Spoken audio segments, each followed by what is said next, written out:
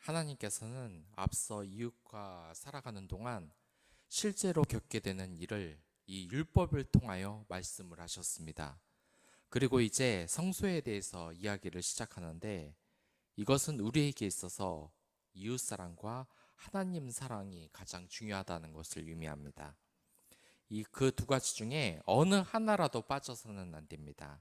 그리스도인이라면 어느 한쪽으로 치우쳐져서는 안 되는 것입니다. 하나님 사랑만 있고 이웃 사랑이 없는 사람들이 얼마나 사회에서 비난을 받습니까? 또한 이웃 사랑만 있고 하나님 사랑이 없는 교회의 모습 또한 안 되는 것입니다. 성소에 대한 의미는 하나님 사랑에 있어서 정말 중요한 부분입니다. 예배는 거룩하게 이루어져야 하기 때문입니다.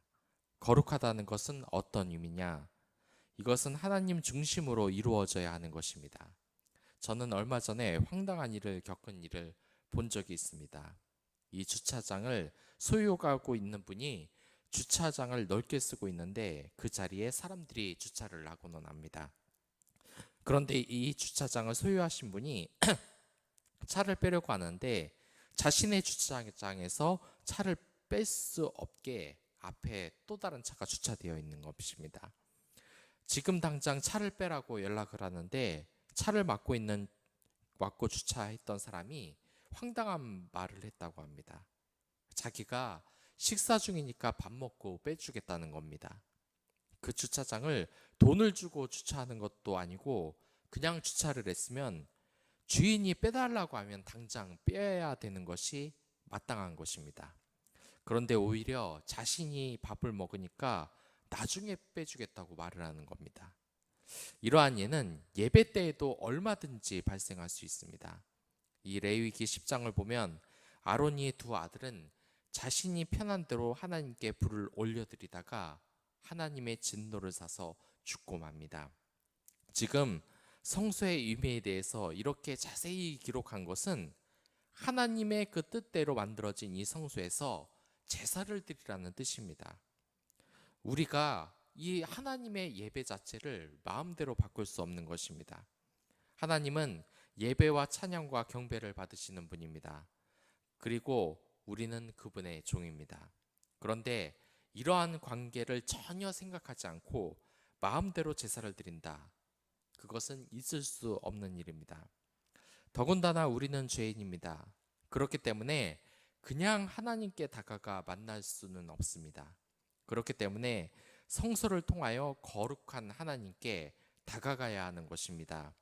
하나님께 다가가야 하는데 말씀을 자신이 편한 대로 변조하고 마음대로 예배를 조정하는 것은 하나님께 크나큰 죄를 짓는 것입니다. 그리고 우리가 하나님의 성소에서 하나님이 주신 주파수를 정확하게 못 맞추고 예배를 드려야지 제 멋대로 다른 주파수에 맞춰 예배를 드릴 수 없는 것입니다. 이 성소는 하나님의 임재를 상징하며 하늘 성전의 모형인 것입니다. 그리고 이러한 성소가 온 땅에 임하는 것이 바로 하나님 나라의 임재라고 할 수 있습니다. 그러니까 이러한 성전의 예식에 맞춰 제사를 드리는 것은 하나님과 올바른 관계를 위해서 중요합니다. 그리고 온 땅이 하나님의 성소, 즉 하나님 나라가 임하게 하는 것이 바로 우리의 사명이기도 합니다. 이 진설병은 왕이신 하나님의 임재 앞에서 사는 삶을 의미합니다. 진설병이라는 것은 하나님께 바치는 거룩한 떡을 진열해 놓은 것을 말합니다. 제사장은 매 안식일마다 12개의 떡을 두 줄로 늘어 놓아야만 했습니다. 여기에서 조각목으로 상을 만들려고 하는데 이 상의 모양을 말하자면 요세푸스의 기록이 있습니다. 가로가 90cm, 세로가 45cm, 높이 68cm의 크기가 되는 상으로 이 상방부는 정방형이고 하방부는 둥글 모양을 한 4개의 다리가 지탱을 하고 있습니다. 조각목으로 만든 후 순금으로 싸고 금태를 두르는 거죠. 아무튼 하나님은 즉 상위에 진설병을 두어 항상 내 입 앞에 있게 할지니라고 명하십니다. 진설병은 12개를 만드는데 이는 이스라엘을 상징합니다. 이것이 하나님이 이스라엘 백성들에게 주시는 복을 말하는 것입니다. 그리고 이것을 대제사장과 그의 자손들이 성막들의 거룩한 곳에서 먹었습니다. 또한 이 떡은 예수 그리스도를 상징해요.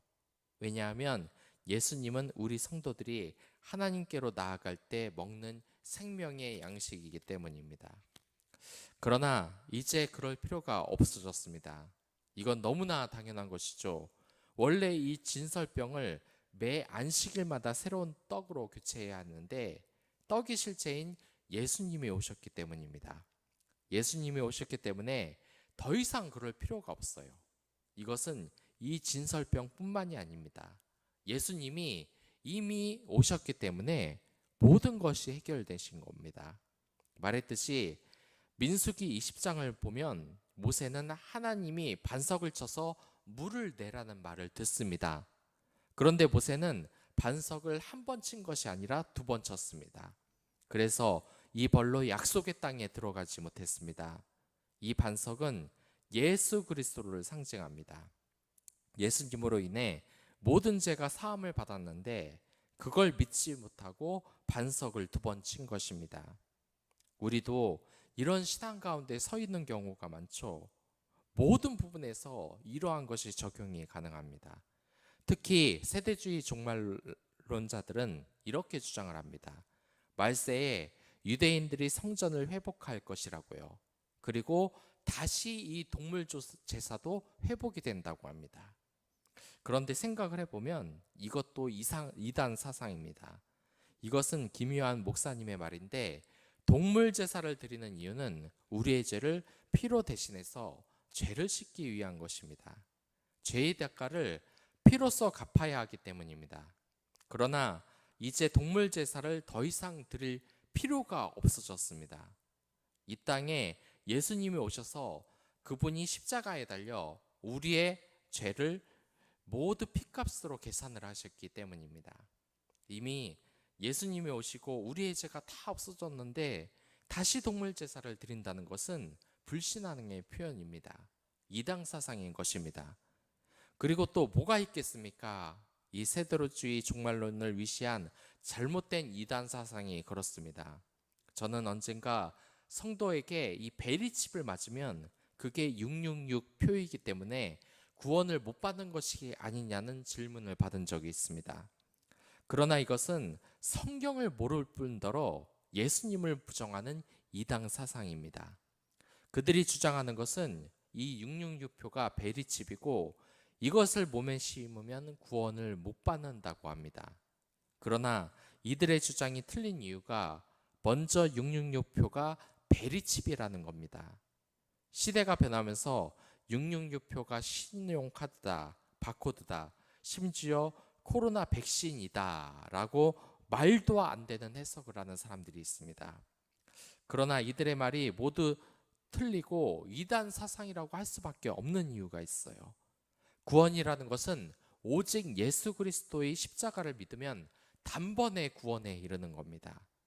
그런데 이미 구원을 받은 사람이 그 칩 하나 받았다고, 코로나 백신을 맞았다고 구원을 못 받는다는 것은 예수 그리스도를 통해 완전한 구원이 이루어졌다는 사실 자체를 부정하는 겁니다. 우리의 생활에 있어서는 어떻습니까? 완전한 떡으로 우리에게 영원한 생명을 주신 예수님을 믿지 못하는 것도 불신앙의 표현인 것입니다. 이미 예수님께서는 오병이어의 기적을 통해서 자신을 믿으면 영적 양식과 육적 양식을 모두 공급받고 영원한 생명을 얻는다고 이야기하고 있습니다.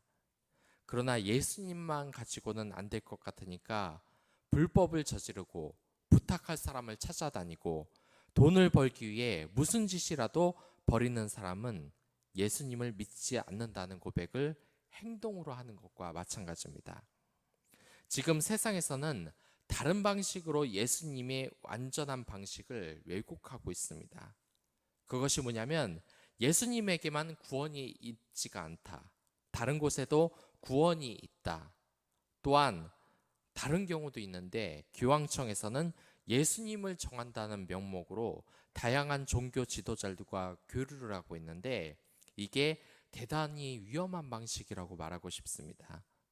여러분들도 TV를 통해 천주교 성당에 스님이 나와서 연부를 하는 장면을 본 적이 있을 것입니다. 이것을 보면 여러분들 무엇을 느낍니까? 당장 그것을 보면 스님에게도 똑같은 종교고 거기에도 구원이 있을 거라는 느낌이 들지 않습니까? 물론 천주교에서는 다양한 종교 지도자를 초청해서 친목해 하여 그들에게 예수님을 전한다는 목적이 있다고 말합니다. 그러나 우리가 느끼기에 어디 그렇습니까? 이런 현장엔 사탄의 세력이 틈타기 마련입니다. 세계의 다양한 종교 지도자들이 예수님을 믿기는커녕 오히려 성도들이 예수님 빼고 다른 곳에도 구원이 있다. 지금은 열린 시대다. 어떻게 편협하게 예수님만 믿을 수 있는가라고 다신론을 숭배하게 만드는 것입니다. 하나님이 이스라엘 백성들에게 진설병 상은 성막 북쪽에, 등잔대는 남쪽에 두는데 이는 등잔대 빛이 상징하는 하나님의 임재 앞에 이스라엘이 있다는 것을 상징합니다. 그리고 채를 만들어 네 종류의 용기들을 준비해야만 했습니다. 그리고 그 용기들은 모두 순금으로 만들어졌습니다. 이 순금과 금은 이 물품이 성막에서 가장 귀한 물건 중 하나임을 나타냅니다. 또한 이 상이 사용될 각종 물품도 다 순금으로 만들어집니다. 아무튼 이 첫째 용기는 대접인데 이것은 진설병을 올려놓는 접시나 쟁반을 말하는 것으로 보입니다. 그리고 두 번째 용기는 숟가락입니다. 이것은 작은 냄비로서 그 위에 순수한 향유를 두고 있습니다. 그 향은 진설병과 함께 드려지는 예물인 것입니다. 세 번째 용기는 병입니다. 이것은 포도주를 드리기 위해 준비해 둔 병을 말합니다. 그리고 네 번째 용기는 잔입니다. 이것은 제사를 드리기 위한 잔입니다. 그리고 이 네 종류의 용기들은 상 위에 진설병과 함께 나란히 얹어 두었습니다. 이 진설병의 뜻은 얼굴의 떡, 면전에 놓인 떡이라는 뜻입니다. 즉 하나님께 바치는 거룩한 뜻을 뜻하는 겁니다. 진설병에 올리는 12개의 떡은 이스라엘 12지파가 약속의 땅 가나안에서 거두게 될 이 노동의 결과를 하나님께 바친다는 의미를 가지고 있습니다. 그리고 31절부터 40절까지 여기에서는 등잔대에 관해서 나옵니다. 이 등잔대는 7개의 가지로 되어 있습니다. 그리고 밤에 등잔에 불을 켜서 성소 안을 저녁부터 아침까지 밝게 했습니다. 성소 안은 낮에는 문을 통하여 이 빛이 들어와서 밝았어요. 그런데 밤에는 당연히 어두웠습니다. 그래서 제사장은 매일 밤에 불을 켜고 아침에 불을 껐습니다. 여기에서 등잔대는 하나님의 임재를 상징하는 그 상징물이라고 할 수 있습니다. 등잔대는 왕으로서 하나님을 나타내는 이런 시청각 자료라고 할 수 있어요. 등잔대를 이해하려면 성막의 삼중 구조를 먼저 알아야 합니다. 이 성막은 지성소, 성소, 뜰 세 영역으로 이루어집니다.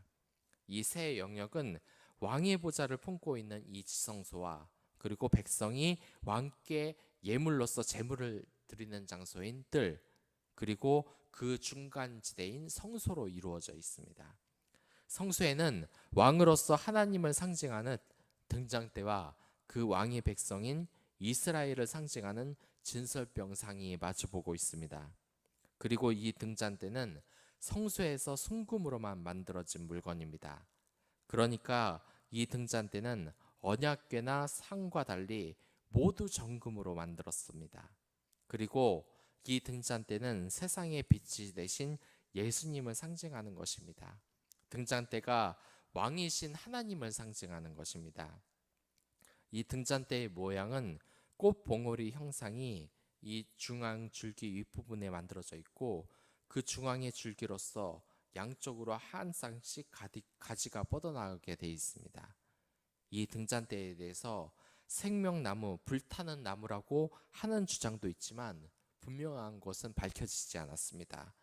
물론 이 빛이 예수님을 상징하고 하나님의 임재를 상징하지만 직접적인 어떤 실마리는 아직까지 밝혀진 것이 없습니다. 물론 여러 가지 의견이 있기는 합니다. 이 불이라는 것이 자신이 집에 있으니 누구라도 집에 오는 것을 환영한다는 의견이 있기도 합니다. 또 어떤 학자들은 등잔대가 하나님께서 영원히 깨어 있다는 사실을 상징한다고 주장하기도 합니다. 이 모든 것이 정확하게 밝혀지진 않았으나 모두 맞는 의미라고 생각을 합니다. 그리고 이것이 예수님이 우리의 인생의 빛이라는 사실을 이해하는 것만으로도 충분할 수 있습니다. 전에도 말했지만 신학자들이 본문의 의미를 너무 자세히 생각하다가 가장 표면적으로 간주되는 중요한 사실을 놓치는 경우가 많기 때문이에요. 이 빛이라는 것이 여러분들에게는 어떤 의미로 다가옵니까? 저처럼 고시원에서 창문이 하나 없는 방에 살아봐야 이 빛이라는 것이 얼마나 소중한 것인지 알게 되는 것일까요? 예전에 드라마를 보면 이 문제를 일으킨 죄수를 독방에 가다 놓지 않습니까?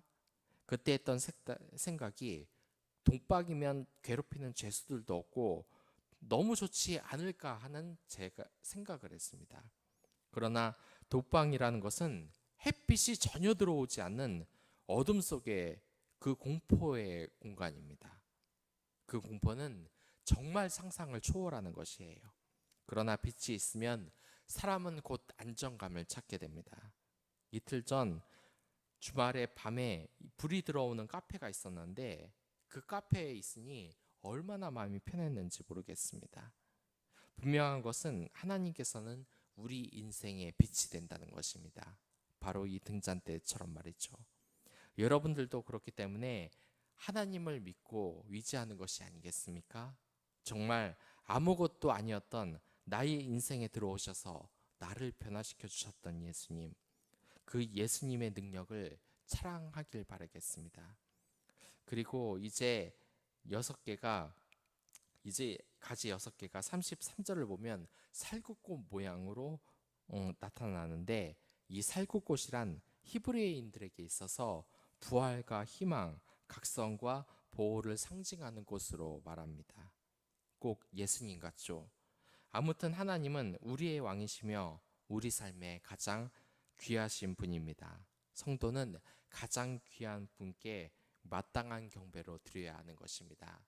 이 등잔대와 또한 진설병상, 이것은 예배에 있어서 예수 그리스도 그리고 그것을 마주보고 있는 성도들을 상징합니다. 12지파의 이 성도들, 이 교회에는 하나님 또한 있지만 성도 또한 있는 것입니다. 우리가 그 성도로서 하나님의 교회를 세워가야 하지 않겠습니까? 오늘 월요일의 시작입니다. 여러분들 각자의 처소에서 예수 그리스도의 복음대로 살며 복음을 전하는 여러분들이 됐으면 좋겠습니다. 그럼 다 같이 기도하겠습니다.